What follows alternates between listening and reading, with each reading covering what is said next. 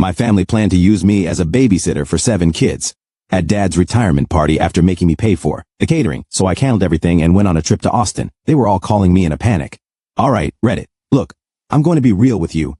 Having your together while your family's a train wreck is like walking around with a target painted on your back. They start eyeing you like you're a walking piggy bank with a free labor sticker slapped on your forehead. That's been my reality for 8 months straight. Grab your popcorn and enjoy the show. Read the whole thing though. The ending was unexpected even for me. I'm Blake, 26 male, and I work in tech here in Phoenix. Pulling in around $140,000 a year, which is pretty solid money in Arizona. Got myself a decent 2-bedroom condo in Scottsdale, leasing a clean Audi A4, and enough cash left over to hit Mstro Steakhouse whenever I feel like it.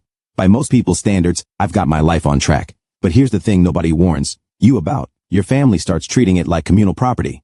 Like your time, your money, your entire existence somehow belongs to them just because you share some DNA. My older sister Amanda is 31, married to this guy Todd who's about as useful as a screen door on a submarine. They've got 2 kids, Tyler, 9, and April, 7, living in Tempe in one of those cookie-cutter subdivisions where everyone's drowning in debt trying to keep up appearances.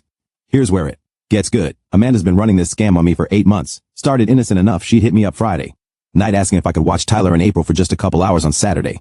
Family helps family, right? Except just a couple hours somehow morphed into 8 hours, then 10, then every single Saturday without fail, stretching from 8 a.m. to sometimes 9 or 10 at night. 14-hour shifts every single week. Saturday morning, 8 a.m. sharp. My doorbell's going off. I'm usually still in my boxers. Maybe working on my first coffee, thinking about hitting the gym or catching a round of golf with my boys. I open the door and there's Amanda with Tyler and April, both kids already bouncing off the walls because she's pumped them full of Pop-Tarts and Capri Suns. Amanda's got this fake smile plastered on. Hey brother, the kids have been asking about Uncle Blake all week, then she's just gone. Burns rubber out of my parking lot before I can even process what happened. Meanwhile, she's off to some spa day, with Todd or burning through cash at Scottsdale Fashion Square, or day drinking at some overpriced brunch place. A typical Saturday. Amanda shows up at 8 a.m., drops the kids and leaves. Then the day goes scramble eggs they won't touch. Target run because Amanda forgot April's allergy meds. Make mac and cheese from scratch. Then break up a fight over the Xbox. Order pizza because I'm running on empty. 9 p.m. Amanda finally shows up. Don't get me wrong, Tyler and April are good kids. That's not the problem. The problem is I didn't sign up to be a part-time parent. I've got my own life to live, friends who want to grab lunch, women. I could be taking out a golf league on Saturday mornings that I haven't touched in months. But here's where it gets really messed up. She never asks. Not once in 8 months has she called ahead. She just shows up. It's assumed, expected. The first couple months I figured it was temporary. Maybe she was dealing with something stressful. I'm not heartless. But after month 3 rolled around, when it became clear this was the new normal, I started getting really pissed. I tried bringing it up casually a few times. Hey, Amanda, maybe I could get a few weekends to myself. Every single time she hit me with the guilt trip. But Blake, the kids love you so much. Or, Todd and I never get any couple time. Or my personal favorite, this is what uncles do. This is what family does. Family. That's the magic word they use to justify anything. Around month 5, I decided to have a real conversation. Called her on a Sunday morning after another marathon babysitting session. Hey Amanda, we need to talk about the Saturday thing. I love spending time with Tyler and April, but I need some weekends for myself. Maybe I watch them twice a month instead. The silence was thick. Then her voice came back sharp and defensive. Are you serious, right? Now Blake, you're really going to be selfish about this? Todd and I bust our asses all week. We barely get any time together. You're single. You don't have kids. What else are you even doing on Saturdays? I tried explaining that maybe I wanted to have a social life. Go on dates, see my friends, hit the gym. You can do all that on Fridays or Sundays. Your friends can hang out while you're watching the kids. Honestly, I'm really disappointed in you right now. I thought you cared about Tyler and April. There it was. The guilt card. If I didn't want to sacrifice every Saturday forever, clearly I didn't love my niece and nephew. I was trapped. 2 weeks after that phone call, I decided to escalate. If Amanda wasn't going to listen, maybe my parents would step in. They're generally practical people. Dad spent 40 years in commercial real estate before retiring. Mom worked as a hospital administrator. I showed up at their house in Paradise Valley for Sunday dinner. Nice place in a golf community. I figured having a family discussion with witnesses would help. Massive miscalculation. We were sitting around the table, Dad carving his famous tri-tip, Mom passing around garlic mashed potatoes, and I brought it up casually. So, I wanted to talk to you guys about something. I love Tyler and April, but I'm feeling pretty burned out watching them every single Saturday. I was hoping Amanda and I could work out a schedule where I get a few weekends to myself. Dad didn't even look up from his plate. Blake, those kids are family. You help family. That's how it works. But Mom, Mom gave me this disappointed I raised you better than this look. Honey, Amanda works very hard and she deserves time with her husband. You're single, you don't have the same responsibilities, and honestly, spending time with Tyler in April is probably good practice for when you eventually have kids of your own. But Mom, what if I want to date someone? What if I have plans with my friends? Amanda jumped in before Mom could respond. You can date on Friday nights or Sunday evenings. Your friends can come over while you watch the kids. I don't understand why this is such a big deal. Dad nodded. Your sister's right. Family comes first. That's when it hit me. They genuinely believed my time didn't matter. My life was secondary to Amanda's convenience because I wasn't married with kids. First forced a smile and said I understood, but inside I was seething. After dinner, I overheard Amanda talking to Mom in the kitchen while I was in the bathroom. Honestly, Mom, I don't know what Blake's problem is. It's not like he has anything better to do. He just goes to the gym and plays video games all day. Video games. She actually thought my entire life consisted of video games. Never mind the long hours I was grinding at work. Mom's response was even better. I know, sweetheart. Your brother's always been a bit selfish. He'll grow out of it eventually.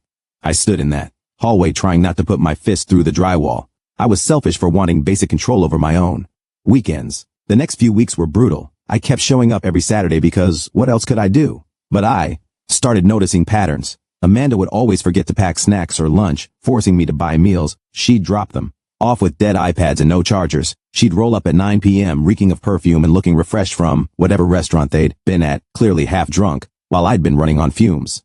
Then there were the random weekday favors that started piling up. Blake, can you pick up Tyler from soccer practice? Blake, can you grab April from school? Blake, can you loan Todd some money? Always framed as an expectation. I started keeping a mental tally. Every Saturday was 14 hours minimum. That's 56 hours a month. 448 hours over 8 months. That's 18 and 12 full days of my life I donated to free childcare. And what did I get in return? Being called selfish. The real wake-up call came about 2 months before Dad's retirement party. I was at my buddy Drake's place watching the Suns game, and he asked why I'd been flaking on golf. I explained the babysitting situation. He just looked at me like I'd grown a second head. Bro, why the hell are you still doing that? Tell her no. It's not that simple, man. They're family. Yeah, and they're using you. You know what we call that in the real world? Being a doormat. That hit different. Coming from a friend who had zero skin in the game, it suddenly seemed so obvious. I wasn't helping family. I was being exploited. I needed an exit strategy. 6 weeks before Dad's retirement party, Mom called me at work. I was in the middle of a client presentation, but I stepped out to take the call. Blake, hi honey, I'm calling about your father's retirement party. My stomach immediately dropped. We're doing a really big celebration. Your aunt, Marilyn, is coming with her 3 kids, Uncle Jim and Aunt Helen with their 2 boys, and Todd's entire family, his parents, his brother with 2 kids. It's going to be a huge party. I did quick math. That was going to be massive. Sounds great, Mom. What do you need me to bring? Actually, that's exactly why I'm calling. Your father's been working for 40 years, and I really want this party to be special. But cooking for that many people is just too much for me. I was hoping you could handle arranging the catering. There it was, same old playbook. Blake makes good money, so Blake can fund everything. How many people total? Oh, probably around 30, maybe 32 with everyone. I know it's expensive, but you're doing so well. And your father and I are on a fixed income now. We just can't afford something like this. That was rich. They both had solid careers and collected healthy pensions. They owned their house outright. They traveled to Mexico twice a year. The rest of the family is really struggling financially right now, too. Amanda and Todd just bought that new SUV, so they're stretched thin. Everyone's broke except you. The guilt hit. It was Dad's retirement party. 40 years of work. Deserved a proper send-off, and technically I could afford it. Okay, Mom, I'll take care of the catering. Oh, thank you so much, sweetheart. I'll email you everyone's dietary restrictions. After I hung up, I sat in my car doing research. Fleming's Prime Steakhouse came back with a quote for $2,400 for the full spread. With delivery fees, service charges, and tip, I was staring at close to $3,000. $3,000. But I swallowed the resentment and told myself it was a one-time thing. I placed the order, paid the $1,800 deposit, and tried not to think about how my savings account was crying. Then 10 days before the party, I was at the office around 7:00 p.m. when my phone rang. Some coordinator from Fleming's. Mr. Hayes, unfortunately we're having an issue with our supplier. We can't provide the ribeye and fillet selections. We'd like to substitute with our signature chicken and salmon at the same price point. Let me check with my family and get back to you, I said. I immediately started calling. Mom, straight to voicemail. Dad, no answer. Amanda, voicemail. Todd, voicemail. Frustrating as hell, but whatever. I just drive over to my parents' place and ask in person. I pulled up around 8 p.m., let myself in with my key. The house smelled like Mom's usual dinner. I was about to call out when I heard voices from the family room. Mom was on the phone talking in that loud way she does when she's gossiping. Then I heard my name and something made me freeze. Oh, Marilyn Blake will be absolutely perfect for watching all the kids. You don't need to worry about bringing any entertainment. Watching the kids? What the hell? I pressed myself against the hallway wall, staying silent. We're going to set up the downstairs rec room with some movies and board games, and Blake can just stay down there with all the children while us adults actually enjoy the party upstairs with your 3, Jim's 2, and Todd's brothers too. That's 7 kids Blake can handle in the basement. 7 freaking minions. My heart started hammering. Mom continued laughing now. I know, but it's perfect. Blake doesn't have kids of his own, so he's not already exhausted like the rest of us parents. And he's the youngest adult, so he's got all that energy. Plus, he watches Amanda's kids every weekend. Anyway, so what's a few more for one day? I felt like I'd been punched in the stomach. Trust me, Marilyn, bring all 3 of yours. This way, all of us adults can actually relax and enjoy the party without kids running around. We'll have good food, adult conversations, maybe some poker after dinner. It's going to be wonderful. Blake can handle the kids in the basement, and we won't have to deal with any of the chaos. I stood there in my parents' hallway, barely breathing. This whole retirement party was a setup. They expected me to drop $3,000 on food, then spend the entire party trapped in the basement babysitting 7 kids while everyone else celebrated upstairs without me. And that's when something inside me just snapped. I backed toward the front door, my hands shaking. Once outside, I made a show of opening and closing the door again, this time loudly. Mom, Dad, I'm here, I called out, forcing my voice to sound normal. Mom appeared with this huge fake smile. Oh, Blake, honey, what a nice surprise. I wanted to explode right there, but I kept my cool. Fleming's called. They can't do the rib, eyes and fillets anymore. They want to substitute chicken and salmon. Is that okay? Oh, that sounds wonderful. Your father loves salmon. Whatever you think is best, sweetheart. I left before I could say something I'd regret. The drive back to my condo was a blur. When I got home, I paced around my living room for probably 30 minutes straight, getting angrier with each lap. This wasn't just about the party. This was about 8 months of systematic exploitation. Every Saturday morning, Amanda showed up unannounced. Every guilt trip, every manipulation, every time they made me feel selfish for wanting basic respect. Drake's words echoed, "They're using you, bro. You're being a doormat." He was right. I'd been a doormat for months. Well, not anymore. Screw that. I grabbed my phone and called. Fleming's back. Hi, this is Blake Hayes. I placed that large order for my father's retirement party. Yes, Mr. Hayes. Did you make a decision about the menu substitution? Actually, I need to cancel the entire order. Pause. Cancel the entire order? But the party is less than 2 weeks away. Yeah, I understand. Cancel everything. Okay, there will be cancellation fees. You'll receive a refund of approximately $1,200 of your $1,800 deposit. That's fine. Cancel it now. I hung up and sat on my couch staring at the wall. Then a memory surfaced from 4 months ago. My buddy Mike, who'd moved to Austin for work, had invited me to visit. Dude, you need to come down here. Austin's insane right now. I turned him down without thinking twice. Can't, man, family stuff. Every weekend. Now sitting in my condo after discovering my family's trap. That conversation felt like a sign from the universe. I pulled up Mike's number and called. Blake, what's up, brother? Hey, Mike, remember when you invited me to Austin? Is that offer still open? Hell yeah. When are you thinking? How about in 10 days? There's this family thing I'm supposed to be at, but I'm thinking I'd rather be literally anywhere else. He laughed. Dude, are you finally ditching the Saturday babysitting gig? Something like that. Awesome, man. I'll text you the details. We're going to have a blast. After I hung up, I felt this weight lift off my shoulders, but I wasn't done yet. I opened DoorDash and placed an order. 7 Happy Meals from McDonald's, chicken nuggets to be delivered to my parents' house at exactly 6 p.m. on the day of the party. In the delivery instructions I added for the retirement party, 7 kids meals for the 7 kids you thought you had free babysitting for. Good luck. Then I added a note. Compliments of Blake. The free childcare you ordered cost me $42. Best $42 I ever spent. The next 10 days were surprisingly calm. Work kept me busy. Amanda called me the Wednesday before the party. Hey Blake, just confirming you're good for Saturday. We're all excited for Dad's party. Yep, wouldn't miss it, I told her. Friday afternoon, I left work early, threw my prick bags in the Audi, and started the drive to Austin. The whole way there, I kept waiting for my phone to ring with some family emergency. But nothing came. I rolled into Austin around midnight. Mike was still up waiting for me. We stayed up until 3 a.m. catching up. He asked about the family situation, and I gave him the full story, bro. That's absolutely savage what they were planning. You're doing the right thing. I know, but it's going to get ugly. Let it. Some people need ugly to wake the hell up. Saturday started perfect. Mike and I hit up this breakfast taco place on South Congress. Best sizzle and egg tacos I'd ever had. Then we cruised around downtown Austin checking out the street art. Around 5 p.m., my phone started buzzing. Dad calling. Mike looked over at me. You going to answer? Yeah, I said, let's get this over with, I answered. Hey, Dad. Blake, where are you? The party started an hour ago. Oh, I'm not coming to the party, Dad. Silence. Then what do you mean you're not coming? Stop playing games and get your butt over here right now. I overheard Mom on the phone with Aunt Marilyn about 2 weeks ago. I know all about the plan to stick me in the basement with 7 kids while everyone else enjoys the party upstairs. More silence. Then Dad's voice shifted. I don't know what you think you heard. I heard exactly what I heard, Dad. You guys were literally planning to use me as free childcare at your own retirement party after I already agreed to pay for all the food. You're being ridiculous. Just get over here. We need you. Yeah, about that food. I canceled the catering order 2 weeks ago, so you might want to figure out a backup plan. I heard shouting in the background. You did what? Dad's voice was shaking. Blake, this is my retirement party. There are 30 people here. What the hell were you thinking? I was thinking I'm tired of being treated like the family ATM and free babysitting service. Enjoy your party, Dad. If you don't get here right now, you're not welcome in this family anymore. Good. Saves me the trouble of cutting you off myself. I hung up. Mike was staring at me. Holy dude, you actually did it. Yeah, I did. My phone immediately started blowing up.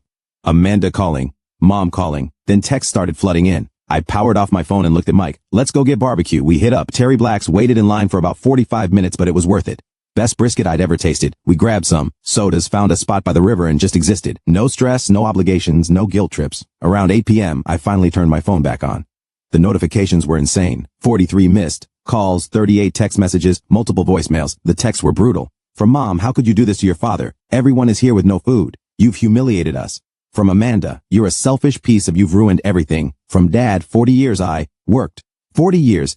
And my own son ruins my retirement party. We had to order pizza for 30 people. You're dead to me, plus dozens more in the same vein. But my absolute favorite was from Todd. The kids are running wild, complete chaos. Amanda's having a breakdown. You've destroyed this family. I read through all of them sitting by the river in Austin. And instead of feeling guilty, I started laughing. Actually, genuinely laughing. Mike looked at the messages and started laughing too. Damn, they're losing their minds. Yeah, well, they can't lose them without me. The best part, around 6 p.m., I got a single text from an unknown number. It was a photo from the DoorDash driver.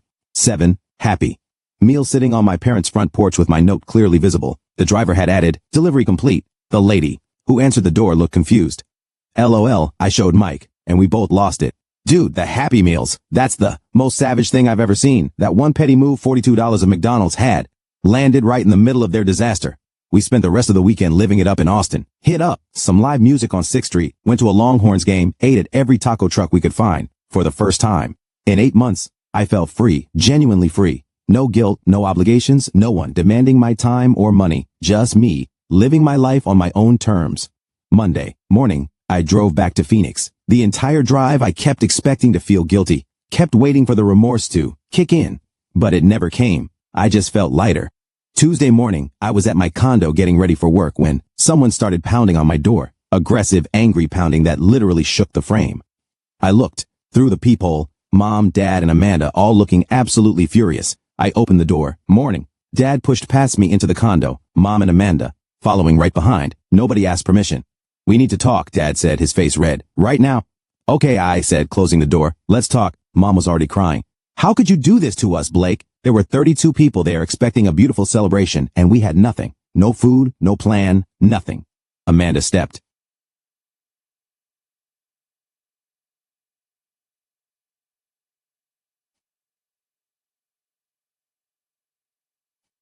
forward, jabbing her finger at me. Todd's family thinks we're completely incompetent now, his mother kept asking. Why we didn't have any backup. His brother and sister-in-law left early. Do you have any idea how humiliating that was? And those Happy Meals. Dad's voice was shaking. That was the most disrespectful, childish thing I've ever seen. Everyone saw them. You made us look like fools. I held my smile.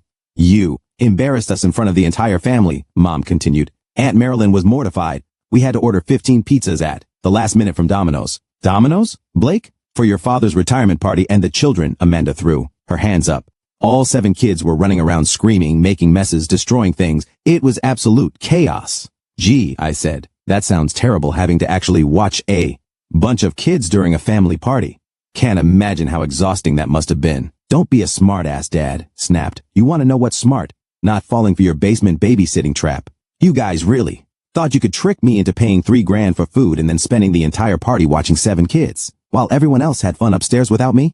You're our son, Mom's voice cracked. You're supposed to help family. Help family? Sure, but that's not what you wanted. You wanted me to fund Dad's party and provide free childcare, so None of you had to deal with your own kids. That's being exploited. Amanda's face was bright red. You don't have kids. You don't understand how hard it is. We deserve to relax at family events, and I don't deserve to. Relax. I don't work hard. It's not the same. She screamed. You go home to an empty condo. You do whatever you want. You don't have responsibilities like we do. Right. No responsibilities except for the 8 months I spent watching your minions every single Saturday while you and Todd went out and had fun. Except for all the weekday pickups and favors. Except for the $3,000 you expected me to drop without even asking if I could afford it. Dad straightened up. We're your family. That's how it works. No, Dad. Family doesn't manipulate each other. Family doesn't plot behind each other's backs. Family doesn't treat one person like an ATM with free labor attached. Mom wiped her eyes, her voice cold. Fine. If that's how you feel, then we're done. You're not welcome at family gatherings anymore. You're not part of this family. You can be alone with your precious freedom. Sounds good to me, I said without hesitation. All three of them stared at me. You don't mean that, Amanda said. I absolutely mean it. I'm done being your personal piggy bank and free babysitting service. You guys can figure out your own childcare and your own finances from now on. You'll regret this, Mom said. When you're older and alone, you'll regret pushing away your family. The only thing I regret is not standing up for myself. Sooner, Dad pointed at the door. Let's go. He's made his choice. They walked toward the door and Mom turned back one last time. Don't come crying to us when you realize what you've lost. I won't, I said, and I meant it. After they left, I sat on my couch in silence for a few minutes. Then I blocked all their numbers. Over the next few days, other relatives started calling to shame me. Aunt Marilyn telling me I was cruel. Uncle Jim saying I'd broken Dad's heart. Some cousin I barely knew telling me I should apologize and offer to pay for another retirement party. I hung up on every single one of them. Some I blocked, others I let go to voicemail and deleted without listening. Drake came over that Friday.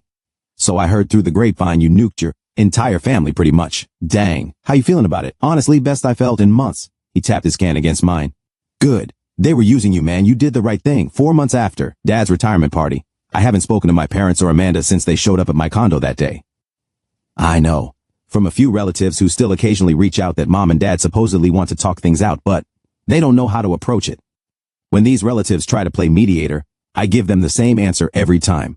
I'll consider talking to my family again when they're ready to genuinely admit they used me for months and that they tried to trap me into being hired help at my own father's retirement party.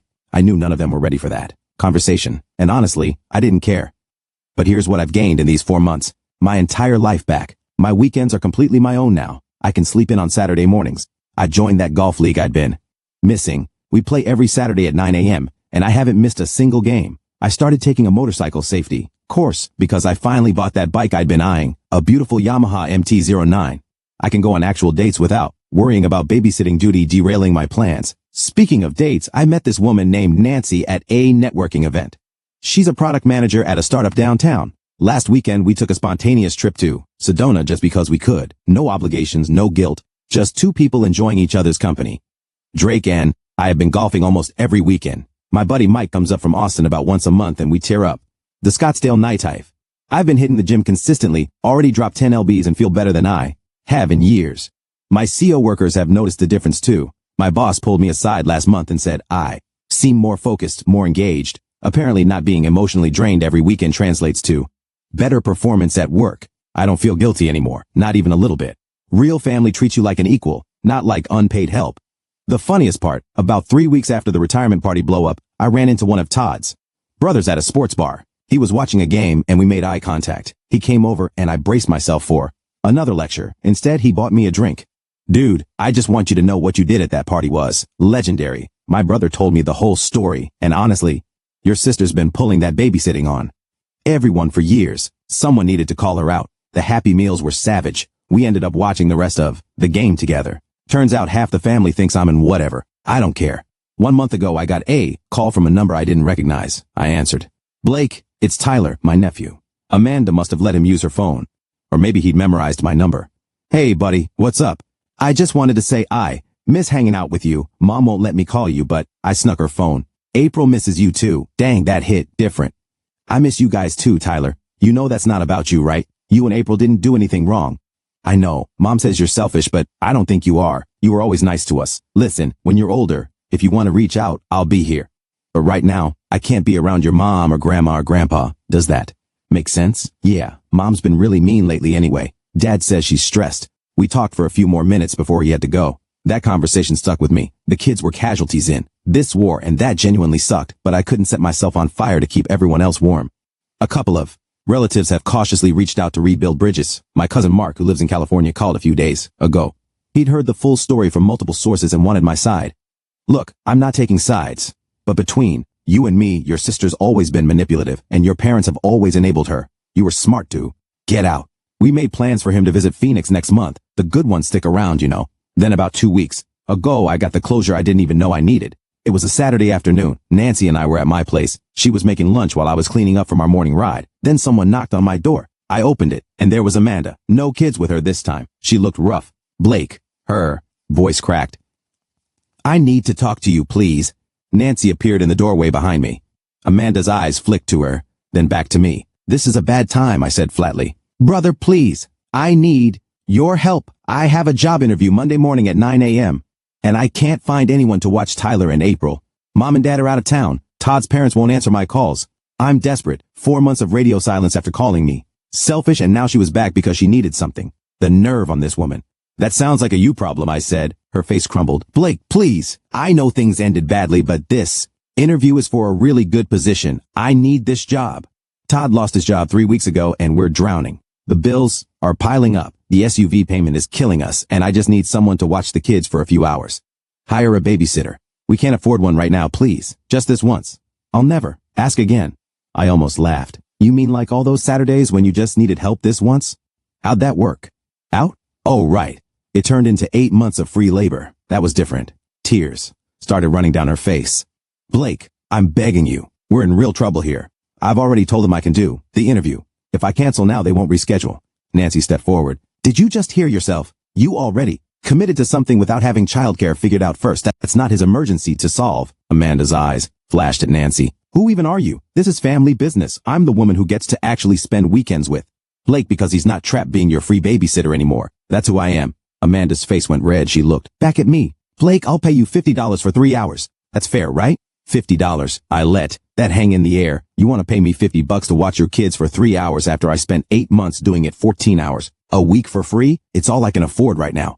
Then you can't afford the interview? Figure it out. You're really going to let me lose this opportunity? I'm not letting you do anything. Your life, your choices, your consequences. This is what happens when you burn bridges. You don't get to cross them anymore when you need something. She wiped her face, her expression shifting from desperate to angry. Fine. You know what? Todd was right about you. He said you've always been a selfish and I defended you. But he was right. Cool. Tell Todd I said good luck dealing with your manipulation without me there to absorb it anymore. She turned and stormed off. I closed the door. Nancy looked at me. You okay? Yeah, actually, I'm great. She smiled and kissed my cheek. Good. That was the right call. Then just when I thought I was done with the family drama, about an hour later my phone buzzed. Text from an unknown number. And hear me out. This was an unexpected bomb. Hey, Blake, it's Todd. I know we haven't talked, but I wanted you to know I'm filing for divorce. I've been watching how Amanda operates for a while now, and after the retirement party thing, I finally saw the pattern. The way she used you, the way she manipulates everyone, the guilt trips, all of it. I realized she's been doing the same to me for years. Anyway, thanks for standing your ground. It opened my eyes. The kids ask about you. When things settle, maybe you could see them sometime. No pressure. Just wanted you to know you were right about everything. I showed Nancy. She read it and shook her head. Damn, that's both sad and satisfying. Yeah, you going to respond eventually after the divorce is final. Todd's a decent guy who got stuck with a nightmare. The kids deserve better too. My phone buzzed again. Drake in the group chat with Mike. Yo, son's tickets